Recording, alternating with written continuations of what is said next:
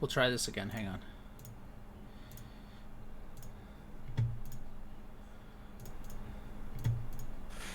Better?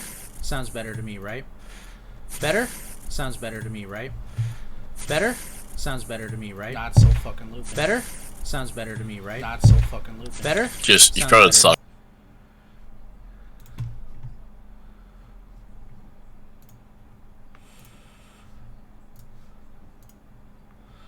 Oh no, I was in my own streaming, you know, like I'm on my own Twitch channel watching it, and that's what was happening. Alrighty, so I think it's fixed there now.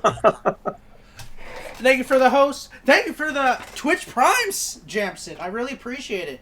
I'd love for you to come on the podcast in a few weeks' time.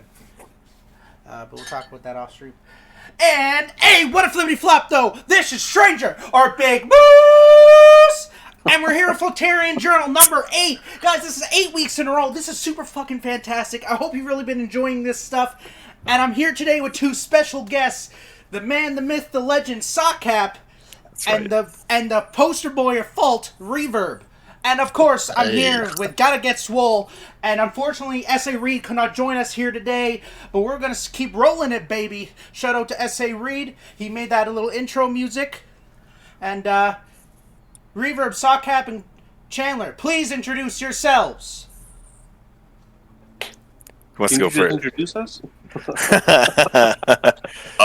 So boys, the name's Reverb. I'm a fault tester, and I like playing video games, dude. Sockcap,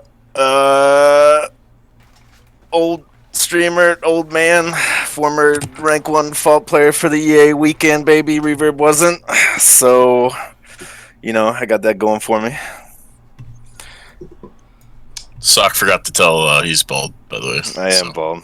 That's okay. I'm bald too. Well, not as bald as like you are, but I'm getting there.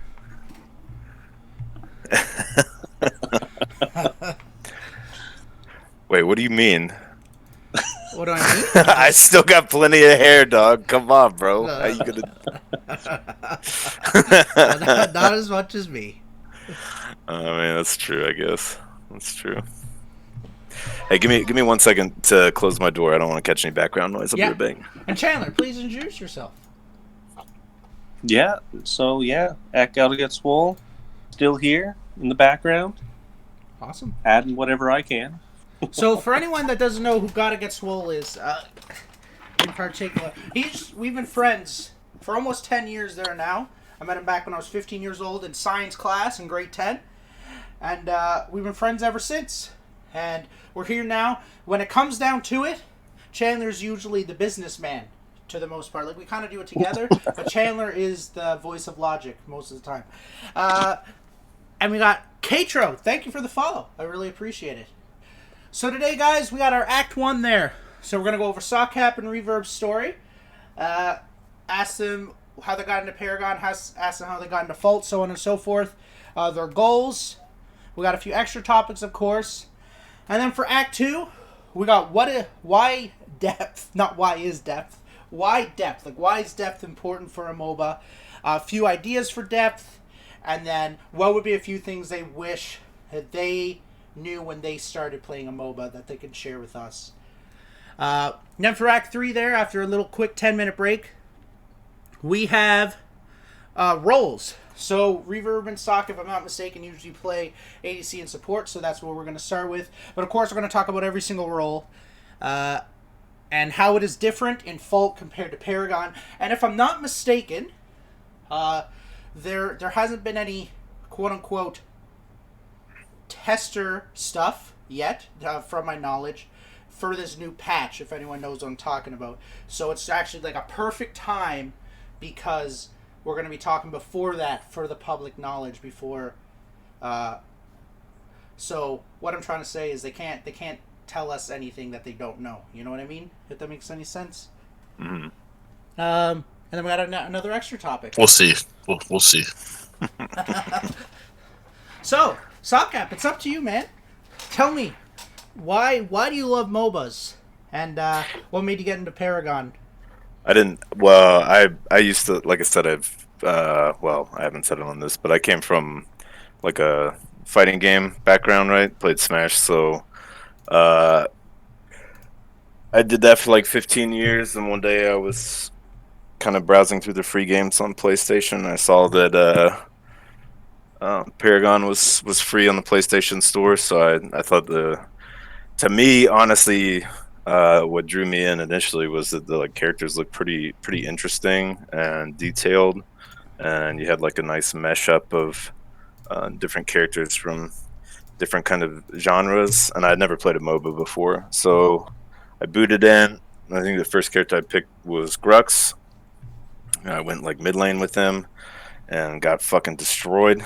And I just thought that, even though I, basically just fed, I still had quite a bit of fun. So I picked Gadget, I think, next, and at that point I was pretty much hooked. So, um, I started looking at guides and stuff because, I mean, I might not be as competitive in nature as like Reverb, but I still have that competitive nature. So the first thing that I'm gonna do when I get into a game that's PvP, that um,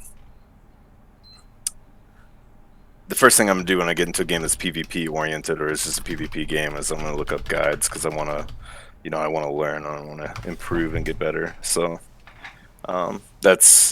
that's kind of how I got started in it. Just from there, I just kept enjoying it, and we kept climbing. And when I think when I got to, yeah, like I played with a buddy of mine named Lax Goalie, so we just played duo and support, which really helped me like kind of stay engaged in the gameplay. But what really sealed the deal for me was when we started playing against like streamers, and that's when we like I got real hooked because you could sit back, watch a gameplay. I think the first person that I ever watched was Solo Nazgul, and I watched some play where I like blinked on top of him and destroyed him with Richter. So anyway, Awesome. Wait, you destroyed Solo Nazgul with Richter? In that particular game, just that one instance, it was Ah, I don't know if I don't think we won that game, but it's back on Legacy where like there was that place in between your tier 1 and your tier 2 tower where you could go like really high and jump down into the jungle. yeah. So I jumped down, and he was playing Gadget, and uh, as I was falling through the air, he was actually running below me. So as soon as I landed, I just blinked right on top of him and just like immediately ulted him. And it actually, from his perspective, he didn't see me at all because I was coming from up above. So he just saw Richter appear right in front of him, just like immediately ulted. So Nice. Nice. That's pretty cool. So if I'm not mistaken, you were a high diamond player for anyone that followed Agora.gg and Paragon. And I was, well, I was, I would say an average diamond player. Average The diamond. highest, yeah, the highest I ever got was like 1850-ish, something like that. So, um, but yeah, I was in diamond. That's awesome. And so what made you fall in love with Paragon? Like why did you choose the game once you got into it? Well, just basically, like I said, the combat felt real smooth. The characters felt diverse. Like all the animations, everything just felt like real smooth. Right when I first Hmm. started playing it, it was crazy smooth. Um, so everything just kind of was seamless. Had like a really nice flow to it. You know what I mean? So it's uh, that aspect, gameplay wise. And I was surprised because like I said, when I first got into the game and like really started to trying to improve in the game, I went online and I looked, and there really wasn't very many guides or anything like that, early on. So No, there wasn't. I was kind of surprised by that because I was like, "There's no way that this game's not like blowing up." You know what I mean? Because it's got like all the ingredients that you would think a game would have to blow up. The gameplay is pretty solid back then, anyway. In Legacy, gameplay was pretty solid. I thought it was a little slow, but it was still pretty solid. Like I said, everything felt smooth. The graphics were incredible. Didn't have any problem with like lagging or anything like that.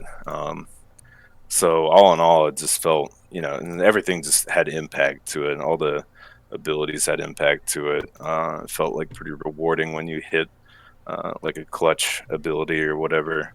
That won you a fight, or ended the fight before it even began. So all those things kind of are what made me stick around. Plus, you know, eventually, if you start streaming something, as much as people don't want to own up to it, but eventually, if you start streaming something, it's the only thing that you've streamed for a year or 2 years, and you've built up a small community. It kind of becomes part of your identity. You know what I mean? So that also kind of keeps you sticking around. That's 100%.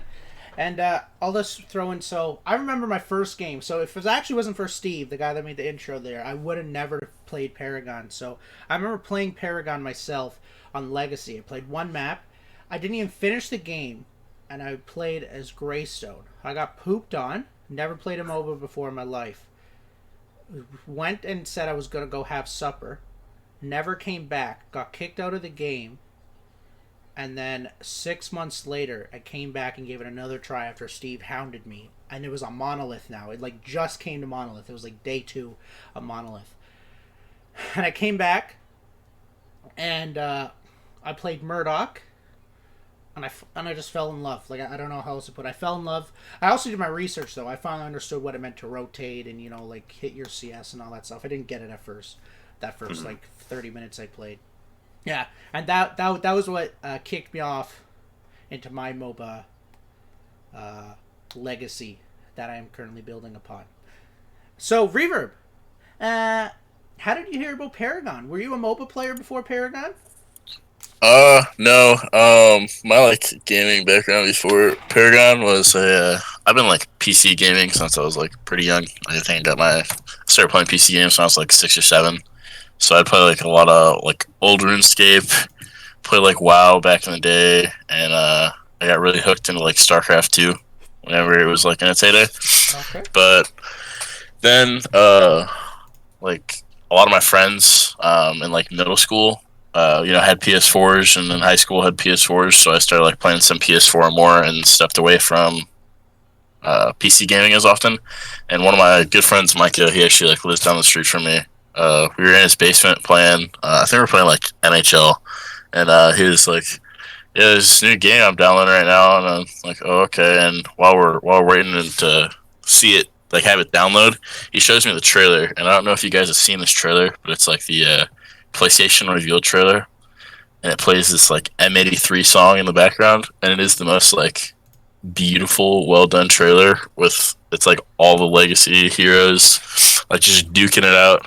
You mean the original Paragon trailer there? The original like OG world release trailer, yeah. It was like that trailer was like bam, like it hit me, and I was like, wow, I want to play this game. So yeah, I'd never played MOBAs before, but like StarCraft is definitely not a MOBA, but there's like some inherent similarities when it comes to like farming and like some macro play. But at the end of the day, like I was pretty new to MOBAs. I feel like a lot of the Paragon community was pretty new to MOBAs. Yeah. So I once I got my hands on it, I pretty much played it from the beginning of Legacy, and then I stopped playing for a little bit, like in the middle of Monolith because it got stale, and I started picking up another game. But came back, and whenever the big V42 New Dawn update came, played for a couple months, and then game died. So I'm just gonna stop you there for a second. yeah.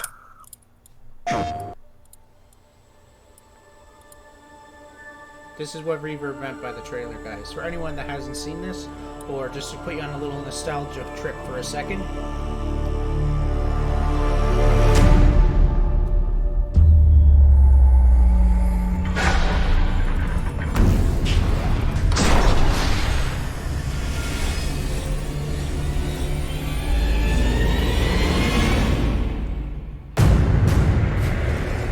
Feels.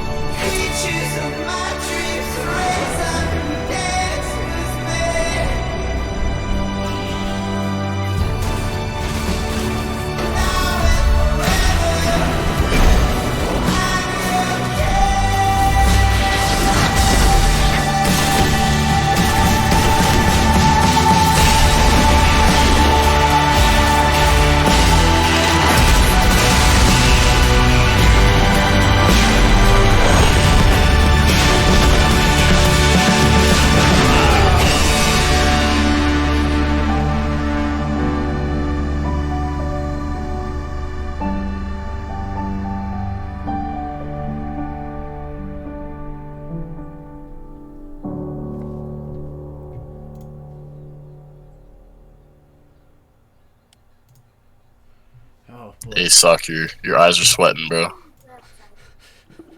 It's a, My eyes are sweating. I don't know about that, dude. you know what? You know what I was thinking while I was watching that. What? Sockcap, if he takes off his glasses, is the real Steel. True. If I had the headgear on and stuff, hey, maybe I'll do that as a cosplay one day. You know, just dress up as Steel. The one thing I wanted to say is that shit's like Sunday service, dude, for every Paragon player. I don't know if you've like ever noticed that, but every time somebody like plays that shit on stream, everybody just like fucking watches it, They doesn't melt, say anything. dude. They You melt. know, it's like you know when you're a kid and you're in church or whatever, and your parents like, hey, we're praying, bow your head, close your eyes, you know, or whatever, and you're like, Yeah. yeah, that's the same shit that that trailer does. You know what? Every time I see that trailer, I do a little salute to the screen. True. True. Like, thank you. If I like tip the fake hat, thank you for everything that you did. Because Paragon was 100% my favorite game of all time, and like that's crazy because for me, I was an FPS player, and like I ended up being pretty big in that, and so for me to stop playing, the only reason I even tried Paragon out to begin with is because it was Call of Duty Infinite Warfare, and that game fucking sucked. I would not play it, and it was the first Call of Duty I just wouldn't do it. I just wouldn't even give it a shot. So then I had to find a new game. So that's when Paragon kind of came in, and for me, who did 10 years of Call of Duty, because I started playing Call of Duty when I was like 8 years old, to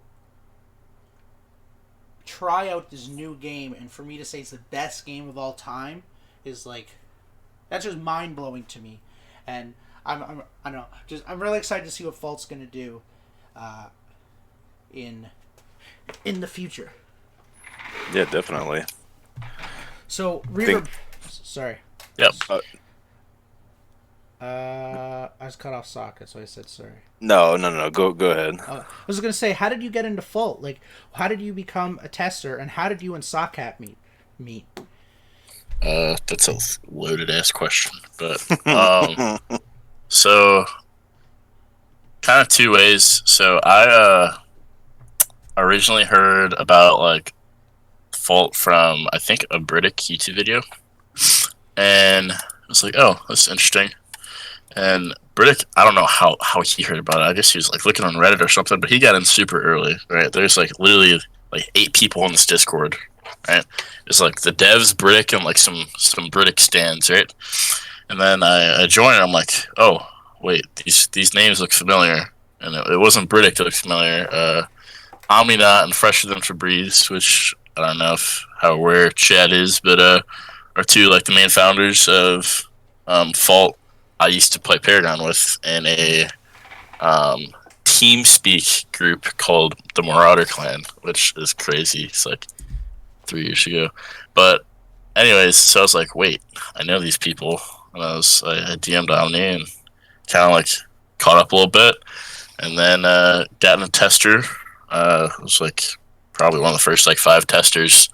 And then at the time, me and Sockcap's little crew, it's got a nice little Discord, some good people in there. We've been hanging out every day, playing games, playing League, playing all sorts of stupid games. It was like, hey boys, come hop in here, and it's actually pretty funny, is because I by no means take like responsibility for it, but the amount of people from like Sock's Discord server that ended up being kind of important in Fault is nuts. Because like, I mean, me and Sock are like the least important people from that Discord that came. We're just some monkey testers, right? But like Jamson's like lead gameplay, like balance and gameplay design. He's from there. Ryan Red is community manager. He's from Sock's Discord. Jekka is like the tester leader, which just it's kind of crazy to like just see kind of your homies like transcend over a game. But me and Sock actually met because I met Jekka just like probably a year ago. There was another Paragon remake, but it wasn't really a Paragon remake. It was a scam. It was called Agora with an AH or something. And long story short, like this guy was like blatantly like just cash grabbing people, and we kind of just like met up through that Discord. And then we also played some Paragon demo, which was a Steam game that came out for a while. But yeah, that's the Reverb and Sockcap origin story right there. Yeah, I honestly think that I think the first time I started playing with you actually was the Paragon demo. Yeah. That's you played. Actually, Balix and I were going through some of my files on my computer, and I found a video that I never uploaded from Paragon demo. It's like the game where you and I were both playing Decker versus Jacka playing Gideon, and he had somebody else on his team that's playing Gideon. I think it was what's his name, Hoffy. Yeah. Hoffy. Yeah, and like we were just like nailing them with stun bubbles, like from like real far away and one-shotting them and stuff like that. So it was pretty interesting. Which, by the way, if the chat doesn't know what we're talking about, Paragon demo was a demo. It's like an ARAM map. There wasn't any like textures to the map. It was just gray boxed, but there was a decent amount of characters in there. It's made by one dude named Danimals on Parade, and he did a pretty good job. At that point, that was the smoothest Paragon remake that we had played to that point. So it was pretty neat. I think he did a good job for just being one dude. You know what I mean? So I gotta ask you guys. So you guys are testers. You guys know a lot of stuff about the game. You guys have had a lot of opportunity to give your own input directly with Strange Matter, which is super fantastic. But what do you two personally want out of Fault? So why is your reason for playing Fault besides that you just love the game? Like what do you want in the future? Go ahead on that one, Reverb, if you. So I mean, first and foremost, like I like good games, right? And I don't have a lot of games that like grab my attention. It's like, wow, I want to like sit and play this game, and I want to like stream it, and I want to like commit time to like being good at it and having fun at it is easy to do. Like I don't have to like try to have fun. I just enjoy the game. And Paragon did that for me for a while, and then it stopped doing it for me, and then it did it for me again. But that Fault has like hit that spot, right? And I'm not looking for like a Paragon remake. At the end of the day, there's multiple reasons why Paragon like didn't succeed. But one of the inherent ones was like just how the game was played. It was more of a hero brawler than a MOBA. Yeah. So what Fault's doing is kind of revisioning the Paragon-esque MOBA and turning it into more of a traditional MOBA with that great Paragon combat experience, right? And I think that Paragon has one of like the highest Paragon and or Fault / like that. Anytime I say Paragon, I'm like referring to Fault as well. So like the skill cap and like level of outplay you can do in like these games are really high. And that's crazy to think because a lot of it comes down to just like positioning, aim, and stuff like that. But I like want the game to succeed because I want to be able to play it, right? I want the game to be as good as possible.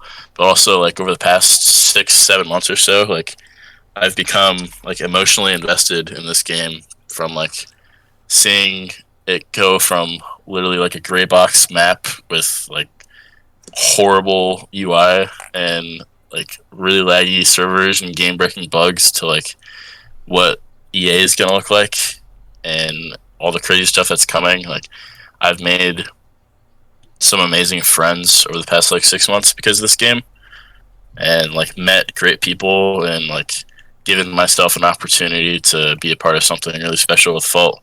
So that's what my motives are now is like I'm in here for the long haul. I want this game to succeed, and of course I want to stream it, and I love playing the game, and I might try to play in like the competitive scene if there is one, but I just want the game to succeed. Yeah. Sweet Reverb. What do we I have made a lot of friends as well. I'm sorry. What was the? Why am I like emotionally invested in Fault? What do you want out of Fault? What do I want out of Fault? I want to see it blow up. I think it's. I mean, obviously, the same stuff that Reverb said also applies, right? Like, I've made quite a bit of friends through testing. Met like a lot of great people. So all that stuff, you know, is wonderful, and that's part of the reason why I stream and play games just in general, right? It's the social aspect of it, which is always enjoyable to me. But what I would like to see out of Fault was I would like to see it succeed in a big way. I mean, once again, when we were talking about Paragon, I was saying that I was surprised about how the game wasn't blowing up. But I felt like it had like all the right ingredients for success. That's I'm hoping that, and it seems to be the case, that Strange Matter is approaching the game with a good like design philosophy, how they want to kind of make the game have a high skill ceiling and a low floor. So there's like a lot of depth there, as well as kind of keeping it fun and entertaining in like an action-packed kind of way. So I want to see it blow up in a big way.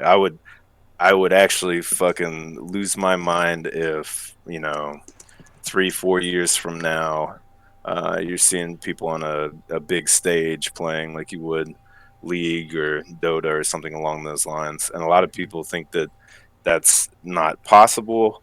I mean, I disagree with that. I do think, however, that it's got a long road to get there, and it's going to need the support of the Paragon community themselves to get there. But it's definitely not out of the realm of possibility for something like that to happen. Me personally, when it comes to Fault, I want a game that I can play for years down the road that blows up. That's like the main thing. But my number 2 thing is what I would love out of Fault is if through what I'm currently doing, I would love to be like a pioneer of Fault. I would love to be someone that has his own community kind of thing. That's pretty much it. Then obviously I want for to sure. go big. That's my two big things. Yeah, that would also be that would be amazing too if that happened to, I mean, honestly, anybody in this community. If anybody in this community that I've got to know personally blows up from it in any way, shape, or form, then that would be incredible. I would love to see that for all my homies. So, Throwback to I'm the Myth Dad. yeah, yeah. It's just like that's why I believe that anything's possible, right? Because you've got somebody like I'm the Myth who played Paragon and jumped to Fortnite on the early days, and that shit blew up, and now he's he was and still is a fairly large streamer. He was one of the biggest streamers for a good while. So um that's pretty incredible. So the next thing I want to ask you guys is, what is something that you both have failed at? What is something that really, what's something you failed at, whether it be in game, as a streamer, as a content creator, as a tester, they can share. Like for Fault? Yeah, Fault, Paragon.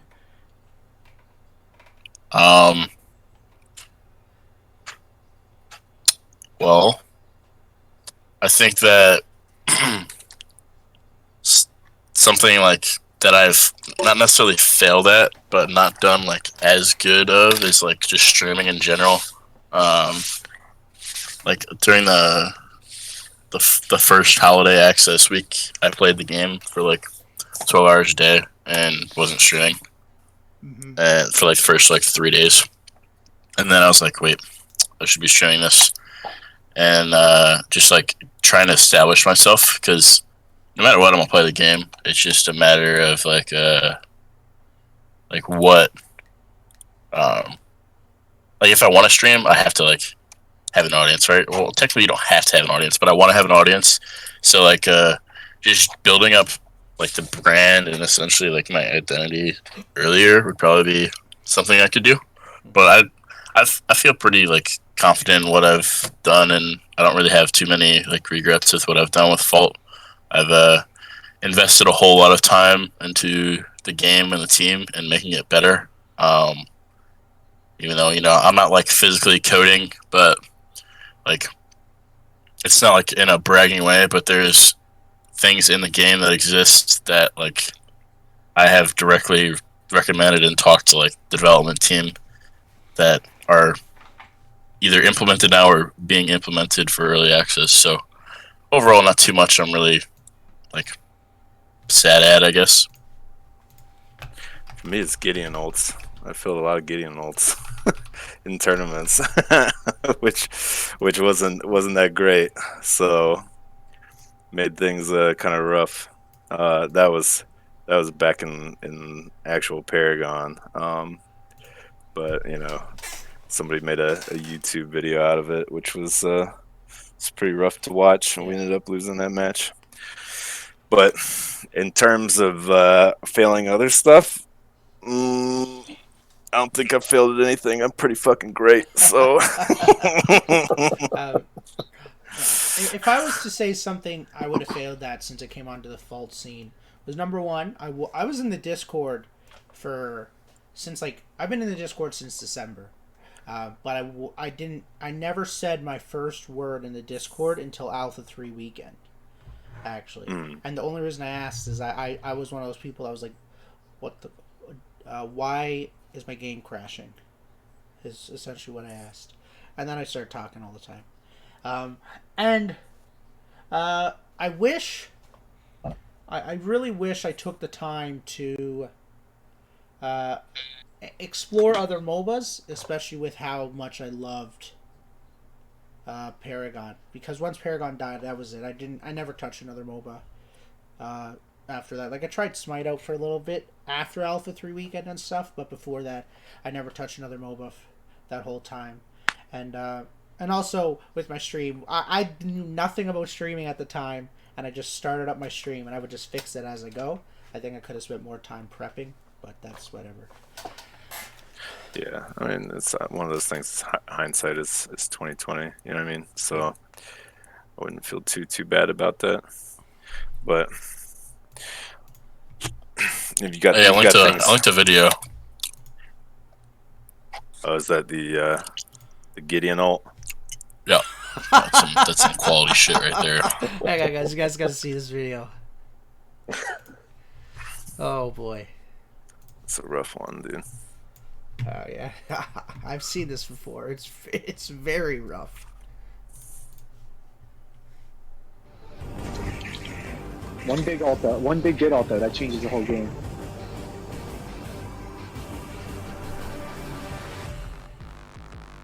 You can see him sweat, dude. Ultra. Someone gassed him. I got nervous. Take it. Got it. I'm running. Oh, we're not going. Oh no. We have no mana. Why, dude? Go in now. Go in now. Jesus Christ. No. There you go. It's that Seinfeld music. All goes wrong. Yeah, that's my B. No, it's fine. Oh. Yeah.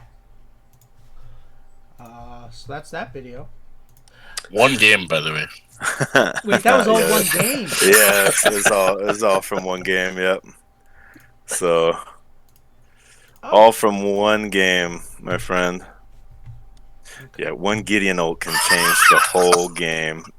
That was my teammate Raquando, who's I'm gonna say it on here because he'll probably never watch it, but I'll say it on here. He was actually a really good Paragon player, for sure. So a good guy too, a good guy. So I think Chandler there, he had a question for you. Yeah, so basically, looking to the future, like, if you guys could make any one big change to Fault, what personally would you want to switch right now?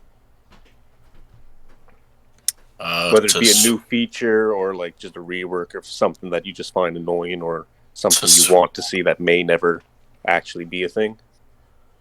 Well, I mean, something that I know will be a thing, but like it's not right now. Is like the game needs a solid ranked mode to succeed. Yeah. Because like at the end of the day, MOBAs are fun, but like it's a competitive game, right? So even at the lowest ends of like a MOBA, the goal is always to win. Okay, and you win. It's fun to win, and it's fun to like do good, but like. You could play like Call of Duty or Overwatch or PUBG and not really win and still have like relatively a fun time. But like, it's not a good feeling in MOBAs to like just get your like dick like stomped in, right? Like you don't want that to happen, right? No. So, like having a solid ranked mode that accurately represents your skill and tries to match against other players, and obviously like the size of the player pool and stuff like that will affect this, but that's to me like obviously having a solid game is like priority one, but then like to keep your game solid and keep people playing and like keep finding balance and adding new things is you need a solid ranked mode. Yeah, I do. And like Yeah, it's and just to go on that point, like it's like if you were to say you needed a ranked mode and it was 2010, I might disagree with you, to be honest. But in 2020, they have proven time and time again in multiple games, in multiple different genres of games, that competitive anything really is what keeps the game alive, in a sense. Mm-hmm. It's really what makes a game that is only supposed to last 3 years last 10 years. For example, like a game like Quake, for anyone that knows what that is, that game is still alive because of the competitive scene. I mean, do you know anyone that actually likes playing Dota for fun? No. Do you even know anyone that actually likes playing Dota? Dusty. No. So he's not a person, but that's like my point though. Is like that is the most popular game on Steam. Yeah. Right, and it blows my mind. But that is the most competitive game ever made, right? And people love that shit. And that game is So- not noob friendly whatsoever. Like, yeah, you're No, gonna not get a- pooped on. Yeah, not at all. It takes like thousands of hours to get like even like remotely average at the game, pretty much. So yeah, it's a huge learning curve in that game, and I do think that there is a thing of like having a game being too difficult, right? Where it can kind of be like a little bit off-putting for somebody that doesn't want to like devote that much time. But there really isn't like there really isn't. It's one of those things where it's better to have it be that way than the reverse, where it's way too easy, right? Because if it's way too easy, then nobody's gonna want to put any time into it. You know, nobody's gonna want to like improve or anything along those lines. So it's better to have it be more complex than anything else. Hmm. You know what I mean? So And Sock, what about you? What do you, if you could change anything at Fault, what would you change? I don't know if I would necessarily change anything right now. What I do hope that they do in the future is I hope that they add like some actual new mechanics, because we've talked about this before. I think that in 3D MOBA you have more chances to do something that you couldn't do in isometric top down. Yeah. So adding those new kinds of mechanics, I think, would be really cool. So doing something along those lines, and just really trying to get in depth with it, I think, because they're gonna have to. At some point, they're gonna run out of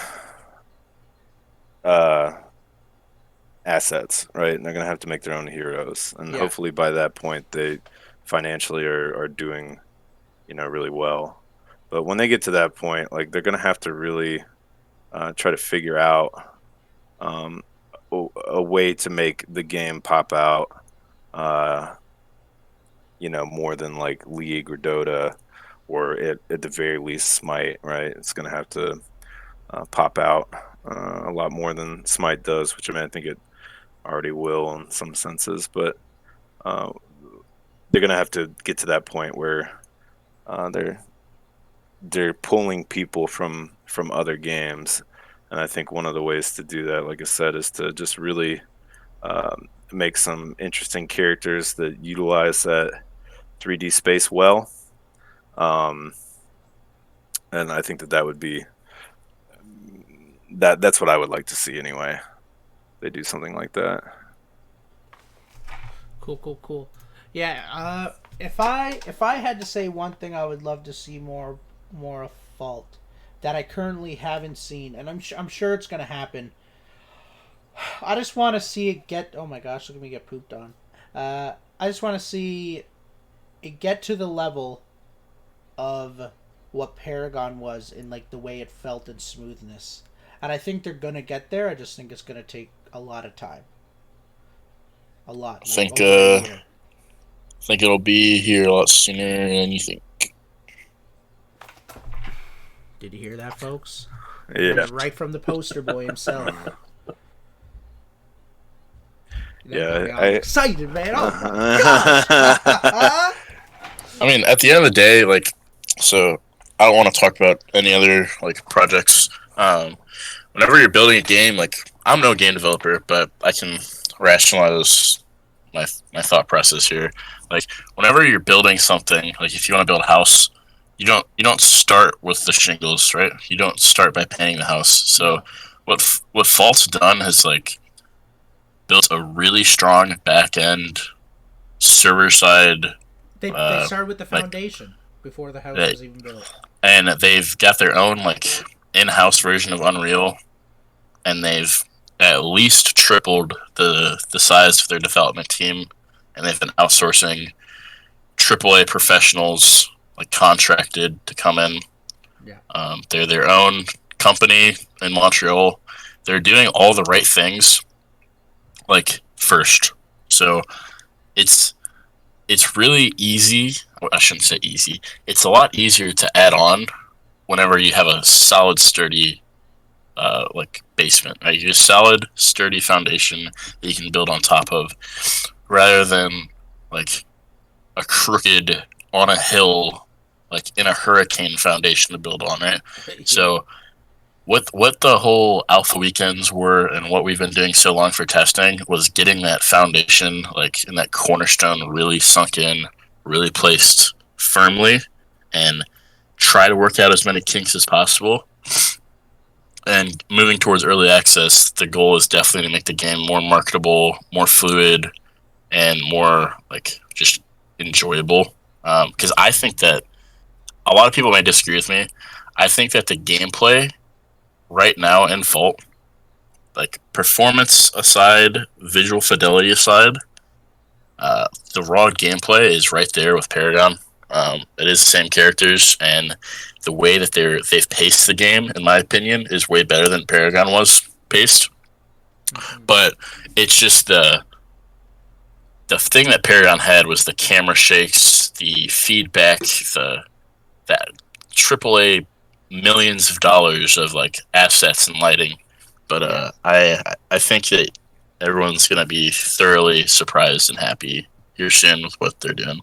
Ooh, I kind of gets me real excited. I'm so excited for this overhaul. They've been talking about it for over 2 months, and something tells me we'll be seeing probably like something about the game within a month. I would say within a month is what I'm guessing, and I'm excited. So that pretty much does it for Act 1 there, guys. So Act 1 was just supposed to be a little intro, get some personal questions in about Reverb and Sockcap. But Act 2, we're going into the topic of death. Not death, oh my goodness. Depth. Depth. And so we're just going to start with the most open-ended question you can ask about it. Why is depth important to a MOBA? And yeah, that's it. So whoever wants to chime in can just chime in. You got it, Dad. It's. I mean, I think that depth is important in any sort of PvP game, right? But like, MOBAs are just kind of, at least like League and Dota anyway. That's kind of what they strive for, right? It's like almost like an onion. You know, there's that initial layer that you get through, and then you realize that there's more to it, and you get into that layer, and then you peel that back, and then there's another one. So, I mean, I think that those things are important because if it's, I don't know how to necessarily phrase it, but you know, generally most of them are free to play games, right? So there's got to be like something that keeps the attention of the people, right? So the gameplay most certainly is very important, but the depth too is kind of what keeps people continuously playing and trying to improve and strive to better their play and their all that stuff. So ranked is also goes hand in hand with that. I think ranked is pretty important. Like if you're going to create a deep game, then you probably want to add some form of ranking so far. And if I'm going to go back to like talking about like Melee, right? That game came out in 2001. The depth that's in that game is not intentional, and it was found, you know, later on when people were playing it, messing around. The gameplay was fun, so people stuck around, and then they saw that there was this insane depth to it, more so than any other kind of well, not more so than any other fighter, but it had a different type of depth to it, different flow to the game, and it was as deep as any of the most complex fighters out there. So, and that's why people still play it today, you know, and it's 19 years old, right, in the game. So, I mean, there's literally no online play, you know. People drive or get plane tickets to go to a tournament where they're probably going to get O2'd, or not even get out of pools, but they love it so much that they continue to do that. So, Yeah. I mean, that to me shows me that any game can succeed, as long as there's some depth to it. You know what I mean? Yeah, exactly.